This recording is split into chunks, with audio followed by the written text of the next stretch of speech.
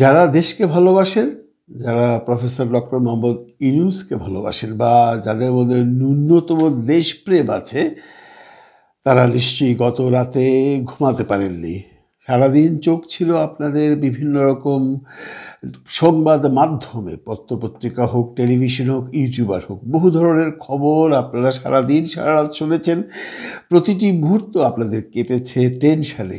ভেবেছেন এই কিছু একটা হয়ে গেল, এই কিছু একটা হয়ে গেল, নেগেটিভ পজিটিভ মিলিয়ে সারাটা দিন গেছে মানুষের টেনশানে।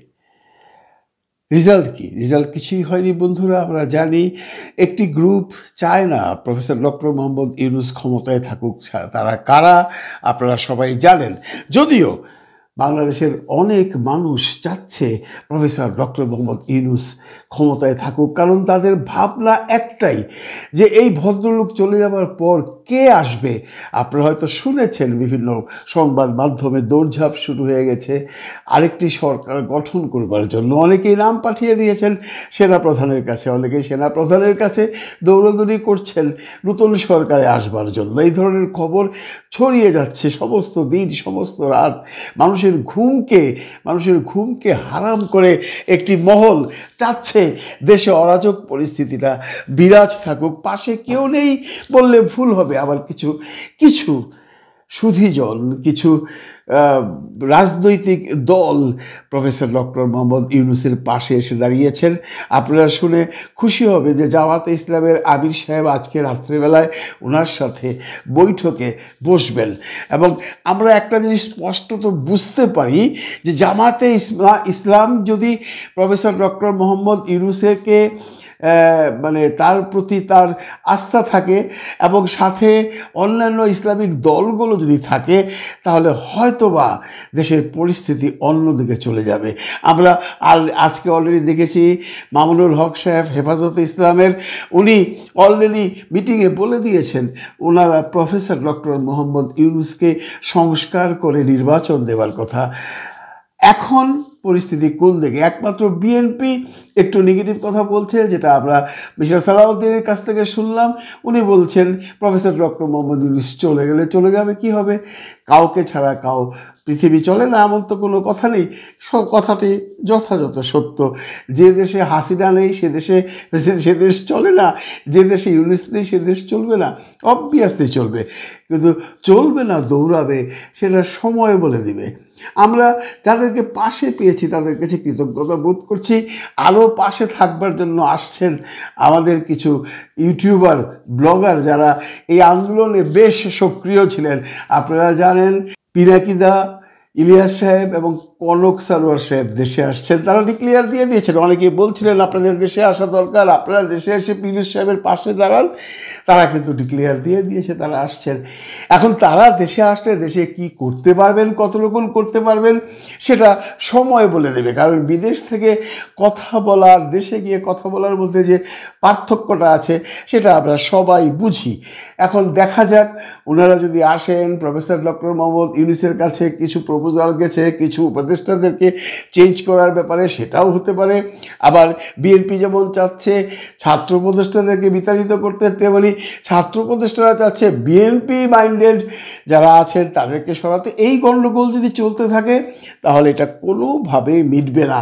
আমাদের দেশের অবস্থা হয়ে যাবে মিশরের মতো।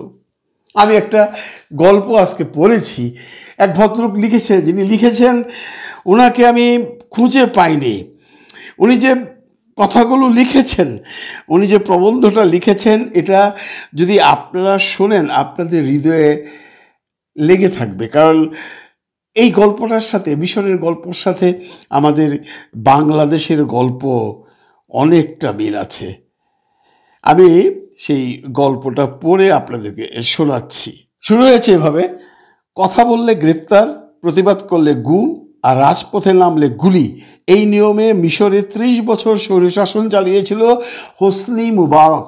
হোসনি মুবারক এসেছিলেন আনোয়ার সাদাতের স্থলাভিষিক্ত হয়ে। আনোয়ার সাদাত সাহেবের অকাল মৃত্যুর পর হোসনি মুবারক সাহেব ছিলেন ভাইস প্রেসিডেন্ট। উনি এসছেন ক্ষমতা নিয়ে এবং উনি 2011 সালে গণ অভ্যুত্থানের পতন হয়ে হোসনি মুবারককে ক্ষমতা ছেড়ে দিতে হয়। তার কয়েক মাস পরে ক্ষমতায় আসেন মোহাম্মদ মুরসি। প্রথমবারের মতো গণতন্ত্র পেয়ে এটা চাই, ওটা চাই, এরকম সংবিধান চাই, ওইরকম সংবিধান চাই, ডানপন্থী নিপাত যাক, বামপন্থী নিপাত যাক, এসব আন্দোলন করতে করতে এক পর্যায়ে বামপন্থীরা দাবি তুলল মুরসির বিদায় চাই। এই দাবিতে প্রতিবেশী ইসরায়েল, সৌদি আরব সহ মুরসি বিরোধী আভ্যন্তরীণ শক্তি সমর্থনও দিয়েছিল। ফলে 2013 সালে আবার রক্তপাত হয়। সরকার অচল, শিক্ষা প্রতিষ্ঠান সহ দেশে কাজকর্ম সব বন্ধের অবস্থা। অস্থিরতার সুযোগে ক্ষমতা দখল করলেন জেনারেল সিসি। এরপর থেকে মিশরে আন্দোলন তো দূরে থাক, টু শব্দও নাই। কোনো বেড়ার সাহস নাই সরকারের বিরুদ্ধে কিছু বলার। মুরসি সমর্থকদের হত্যার পর মুরসি বিরোধী বামদের আদর্শের সঙ্গে পাছাও লাল করে দেন জেনারেল সিসি। স্বৈরাচার হোসনি মুবারককেও জেল থেকে ছেড়ে দেন। বেচারা আয়েশে বাকি জীবন কাটিয়ে রাষ্ট্রীয় মর্যাদায় সমাহিত হন। মুবারকের আমলের নিপীড়করা জেল থেকে ছাড়া পেয়ে এখন সম্মানিত ব্যক্তি। কেউ বড় পদে, কেউ আবার অবসরে, ডান বাম মধ্যপন্থী সহ সব ধারার অভ্যুত্থানকারীরা হয় জেলে, নয়তো বিদেশে কিংবা দড়ির উপরে আছে। কথা বললে গ্রেফতার, প্রতিবাদ করলে গুম আর রাজপথে নামলে গুলি। এই নিয়মে বিগত 12 বছর মিশর চালাচ্ছেন জেনারেল সিসি।